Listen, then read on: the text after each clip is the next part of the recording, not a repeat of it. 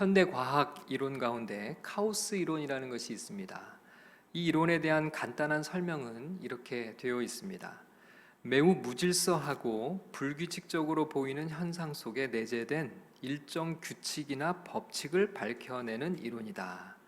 그런데 카오스 이론을 설명할 때 빠지지 않고 언급하는 것이 하나 있는데요. 바로 나비 효과입니다.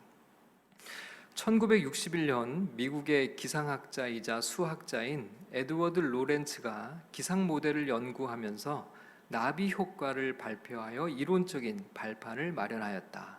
나비 효과란 브라질에 있는 나비의 날갯짓만으로도 미국 텍사스에 토네이도를 발생시킬 수도 있다는 것으로 한쪽의 조그만 변화가 다른 쪽에 예측할 수 없는 변화무쌍한 날씨를 만들어낼 수도 있다는 것을 의미한다. 즉, 초기 조건의 미세한 차이가 증폭돼 결과적으로 엄청난 변화를 가져올 수 있다는 카오스 이론의 핵심 사상이다라고 그렇게 적혀 있습니다.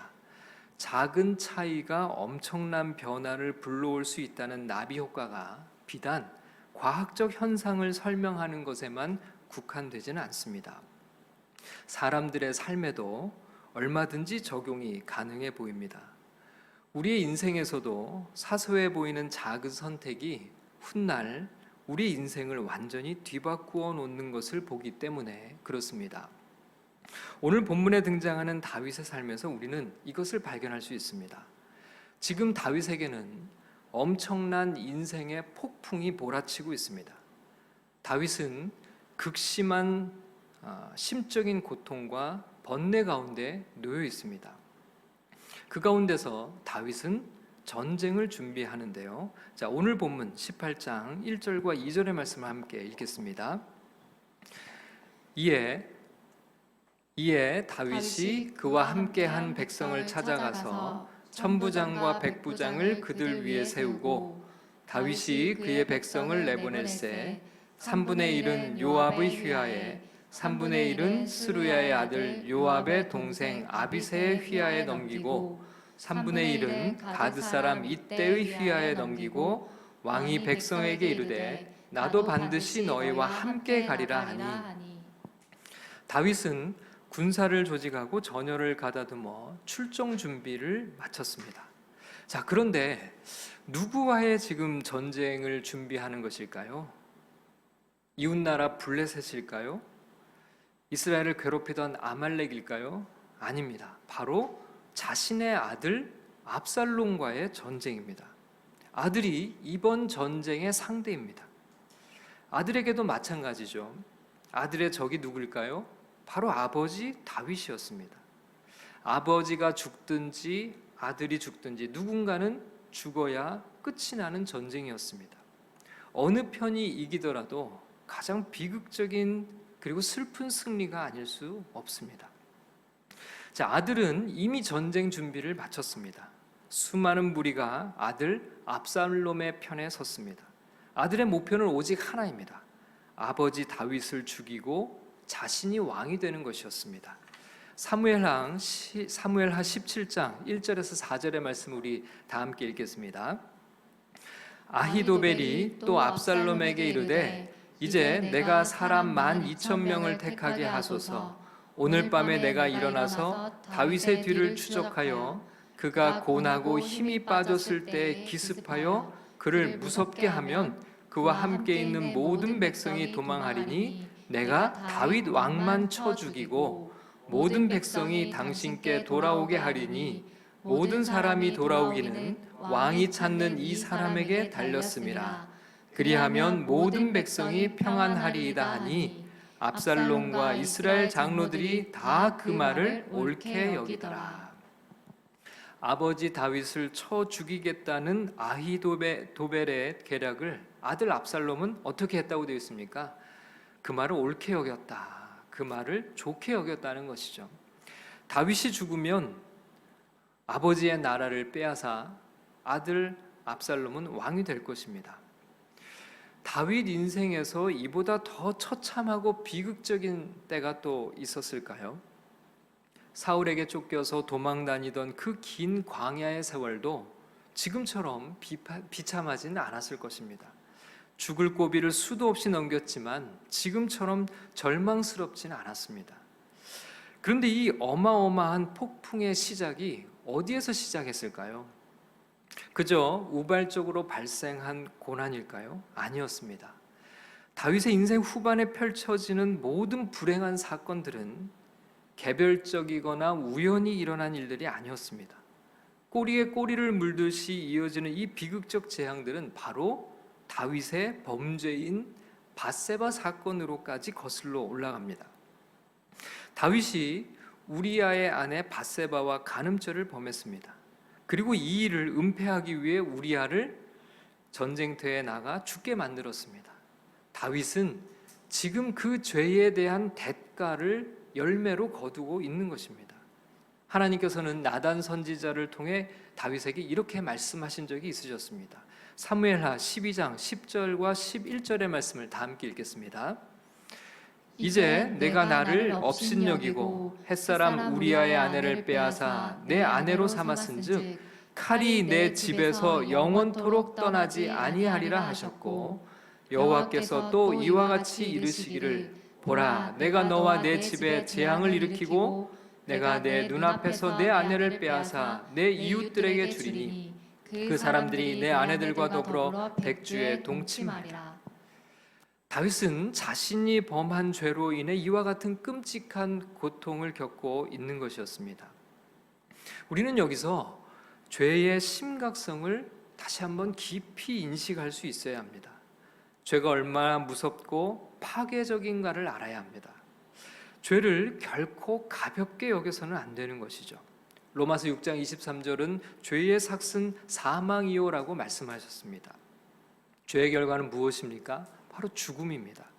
죄는 그만큼 심각한 것입니다. 우리 죄를 용서하시기 위해 하나님의 독생자 아들이 우리를 대신 십자가에 매달려 죽으셔야 할 만큼 죄는 무거운 것입니다. 죄는 쾌락으로 우리를 유혹하지만 그 결말은 끔찍한 상처와 고통임을 기억해야 하는 것이죠. 우리가 하나님 앞에 죄를 용서받아도 죄의 결과물로 인한 책임과 대가를 치르게 된다는 것도 우리는 결코 잊지 말아야 합니다. 그런데 이 다윗의 범죄는 마치 나비의 날갯짓 같은 정말 사소한 일에서 시작되었습니다.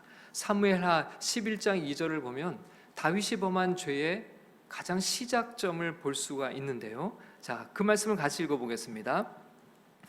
저녁 때에 다윗이 그의 침상에서 일어나 왕궁 옥상에서 거닐다가 그곳에서 보니 한 여인이 목욕을 하는데 심히 아름다워 보이는지라.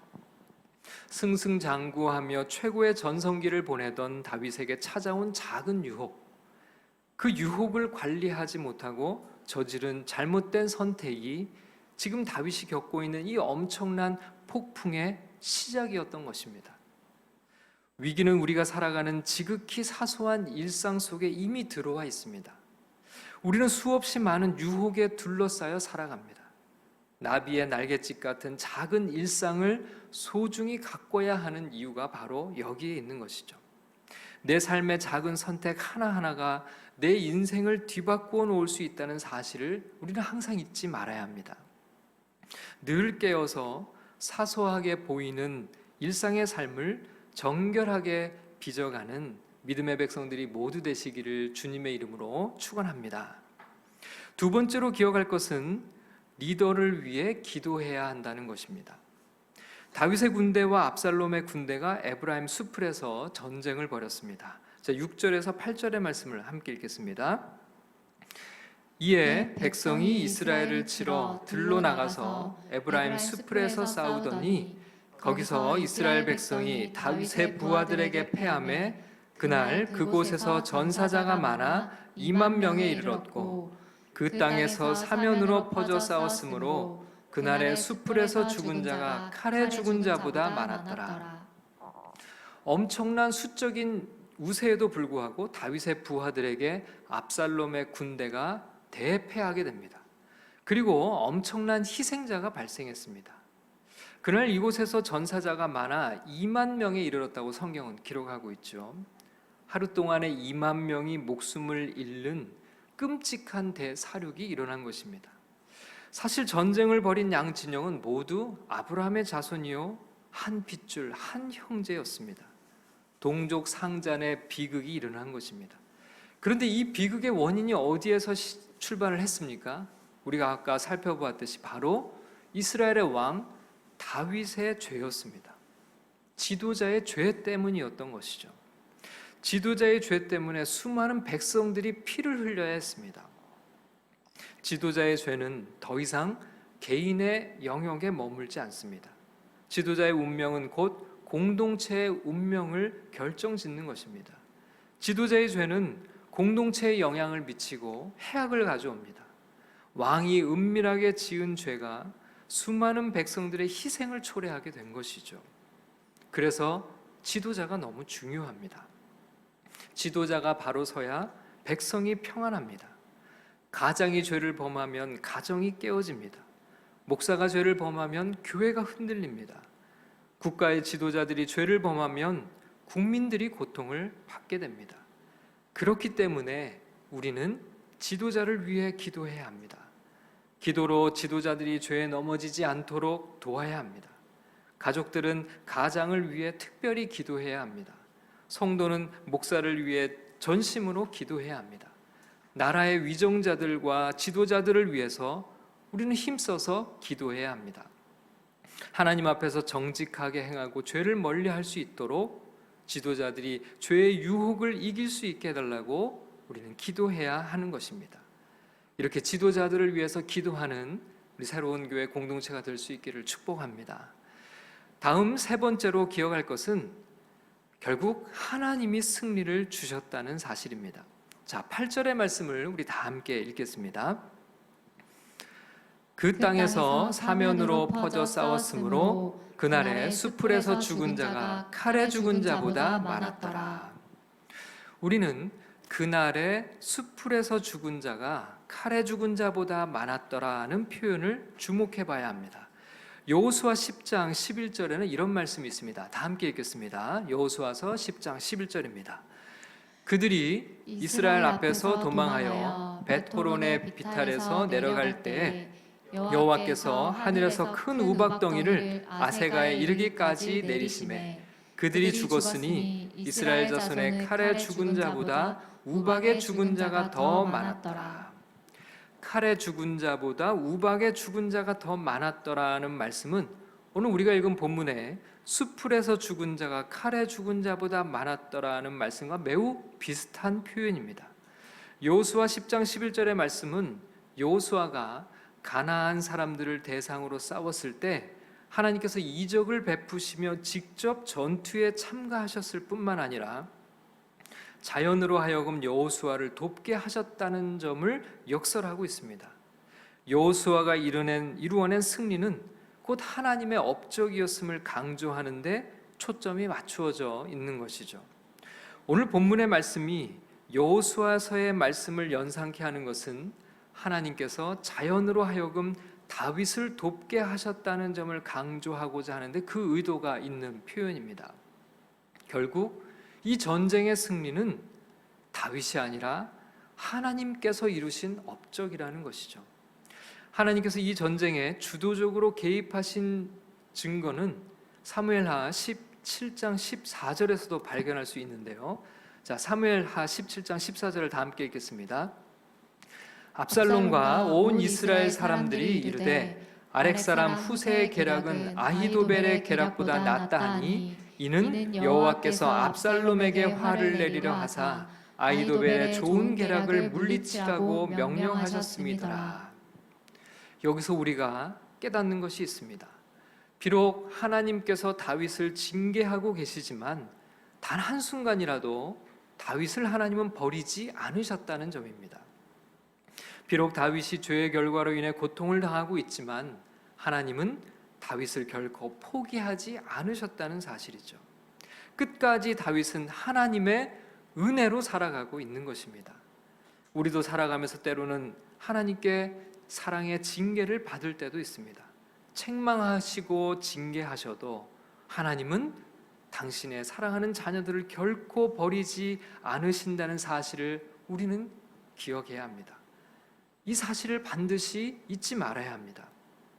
결국 우리는 하나님의 은혜로 살았고 하나님의 은혜로 끝내 승리할 것입니다.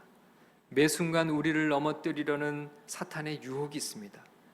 우리를 살리신 하나님의 은혜를 기억하며 우리의 작은 일상을 소중하게 가꾸면서 매 순간 세상의 유혹을 이겨갈 수 있기를 소원합니다.